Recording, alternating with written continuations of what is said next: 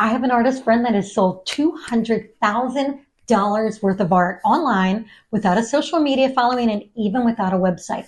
I asked him to share his technique with us. His technique is actually very simple, but here's the thing. One of the paintings that he sold for $24,000. And this is when Oliver was just getting started with his art full time. So listen in. We have this amazing discussion with him, and the technique is so simple that we all can do it, including you. Hey guys, my name is Oliver. So happy that Maria invited me on her YouTube channel to talk about how to sell art online without the following. And I sold my first painting pretty fast, and it was like very magical because just a random person bought my first painting, which was the start for me. Fast forward, I made a living from art. I did that full time for 3 years. I sold over 200,000 worth of my art, most of it online, right? 99% was just online sales, and I'm going to share with you how I did it. And I had no following, right? I didn't even sell anything on my Instagram, by the way. It was all from one place and one place only, and I'm going to talk about this in this video. So let's get into it. First, if you don't have a following, don't be discouraged because you don't really need a following. You can sell your art in a different way. And this way, especially the way that I use, which works so well for everyone just starting, is Facebook. Facebook still works, yes, and you don't need a fan page. You just need a normal profile, and you need to find the right Facebook groups, because when you find Facebook groups, you're posting your art with an inspiring story, lots of new people will see you and will see your art.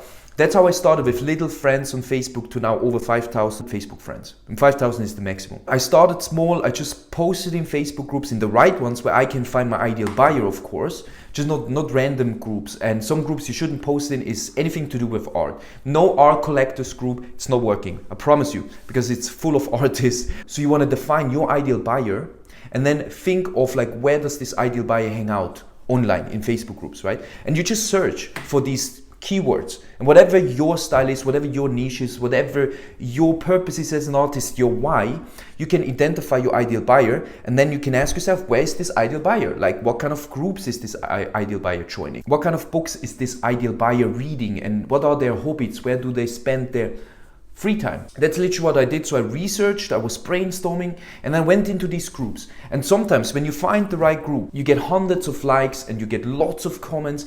And what you do then is just like you send friends requests to these people, you chat with them, and you make new friends, you make new connections. And it's really important, like when you sell art, you sell something that's not really needed. It's a luxury, but people buy it, obviously, right? There are a lot of artists very, very successful. And I sold paintings for 5,000, 7,000, 10,000, 24,000 through Facebook, through this strategy, just by getting to know people, right? And then my Facebook friends started growing, of course, because I friended so many people, and I did this every single day. And then I chatted with people every single day. And then you can do two things. You can either jump on a call or you sell it through text. In my personal opinion, it's easier and better to jump on a call. I know many artists are kind of afraid or a little bit shy or introverts like me. I needed to overcome that fear in order to sell my art. I sold paintings through text too, but it's way harder. I mean, it's easier because you don't have to overcome that fear of talking to someone on Zoom, but it's harder because people can just ignore you. It's very easy for people to say nothing, right? Well, after you made an offer, it's very easy to just ignore you, ghost you, and it's not very pleasant, right? Sometimes you then wait for the answer, you follow up a lot of times, which I still do, but I had the best experience when I jumped on calls, because then I really had this personal contact with the person. I was talking to them, we had a connection, we built rapport, and then when I made them an offer, when they were interested, I made them an offer, they could say yes or no. So you had no confusion. I mean, sometimes people said, maybe I need to think about it, which happens too. But I did have a lot of people that bought right there and then, or some paid a deposit and bought later, like, or a payment plan, right? There are so many options of how you can sell your art on a call, right? So many ways. And this is the best option that I ever encountered, right? It's one of the best ways, and you don't need a following. As I said, you can start with 100 Facebook friends. You probably have a profile already. Put a picture with your art on the thumbnail, a nice profile picture. In the description, you say what kind of art you're doing, and then define your why, your niche, then find your ideal buyer in these groups. Post in there, you and your art with an inspiring text, and then friend all people that commented something positive, even if it's like amazing, beautiful story. I love this painting. Sometimes people will even ask like, I love this painting, is it for sale? How can I buy it? I didn't just rely on people that asked to buy the painting. I just friended everyone, they commented something positive, and then I chatted with these people. I built a report. And on one point when it felt natural, when we were having some back and forth, I just said, hey, why don't we jump on a quick call and talk more about XYZ? Or like, I would love to know more about this story. Why don't we jump on a call? And it feels very natural when the person is sending a lot of messages, right? When you have a lot of text to read, then it really makes sense to jump on a call rather than just reading all these long texts or voice messages. And I'm also a fan of using voice messages, right? What I noticed though is like, if I send a voice message, not everybody is listening to them because people probably get busy, they get distracted. So yeah, text is usually more effective. Voice messages is also great to get your personality across and build a rapport. But anyways, when it gets a lot of text, a lot of back and forth, and the person is really open, then I offer to jump on a call to get to know more about their story, to talk more about the topic we talked about. And I actually didn't specifically went into art. The thing is, nobody wants to be sold, right? So if you're like, hey, let's talk about art, I show you some of my art, sometimes it can work, but many times people get this feeling of like you're trying to sell them something. So I made it more about the personal connection. And then when we jumped on the call, I had always my art in the background. There is a big painting. And they usually were like, wow, is this your art? I saw that you're an artist. Is this your art? And I'm like, yeah, that's my art.